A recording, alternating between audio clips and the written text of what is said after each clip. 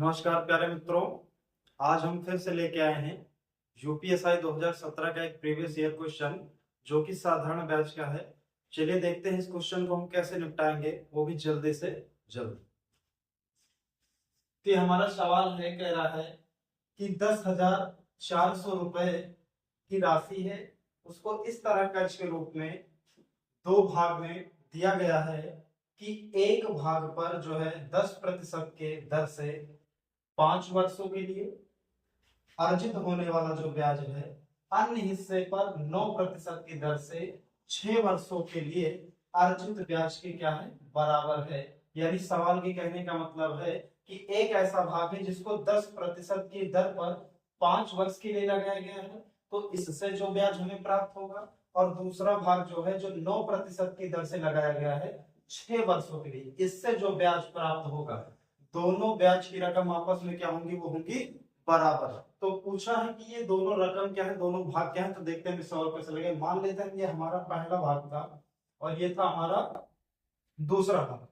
पहले भाग पर जो है 10% दर होती है 5 वर्षों की, यानी अगर 10% की दर से 5 वर्ष, यानी प्रत्येक वर्ष हमें 10% की दर मिल रही है, तो अगर एक वर्ष में 10% ब्याज हमें मिल रही तो 5 वर्षों में कितने मिलेगी, तो 10 पची कितना हो जाएगा 50% ब्याज। यानी पहले वर्ष में हमें ब्याज कितनी मिली 50%। तो हम इसको ऐसा लिख लें कि फर्स्ट ईयर में हमें जो मिली वो ब्याज कितनी मिली 50।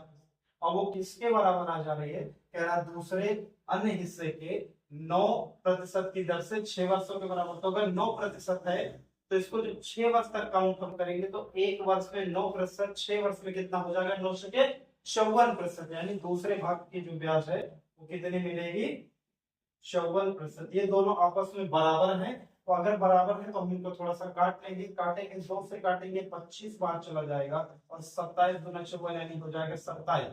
तो ये पहली भाग का 25%, दूसरे भाग के किसके 27, यानी परसेंट 25 के 27 बराबर। अब अगर इसका हम रेशियो निकालेंगे पहले और दूसरे का, तो क्या हो जाएगा, इधर 27 था, इधर 27, देखिए सेकंड वाला यहाँ नीचे हमने क्या, मान लीजिए कोई नंबर अगर ए बी होता तो अब ये क्या क्या हो गया है 25 यहाँ पे है, 25 इधर, अब क्या हो गया यहाँ पे 25 क्या चला आएगा इधर नीचे चला गया, यानी रेशियो का कितना बन गया 27 से 25 बन गया। अब इसी भाग में मतलब इसी अनुपात में पूरी राशि को हमको बांटना है, तो अगर हम इनको दोनों को जोड़ेंगे तो 27 और 25 कितना हो जाएगा 7 5 12 2 हासिल 1 2 2 4 1 5, टोटल कितना हो जाएगा 52 52 हो जाएगा, 52 हुआ।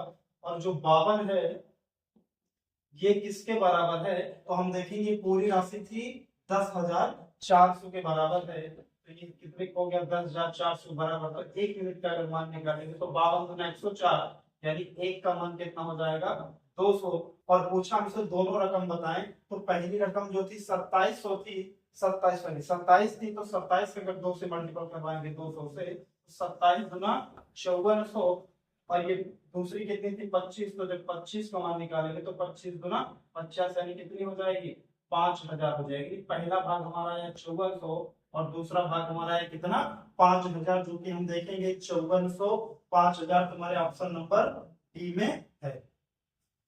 तो ऐसे सवाल को हमको इसी तरीके से करना है। आप एक बार अच्छे से वीडियो देखें समझें, और अगर वीडियो पसंद आए तो चैनल को सब्सक्राइब करें, वीडियो को लाइक करें, शेयर करें।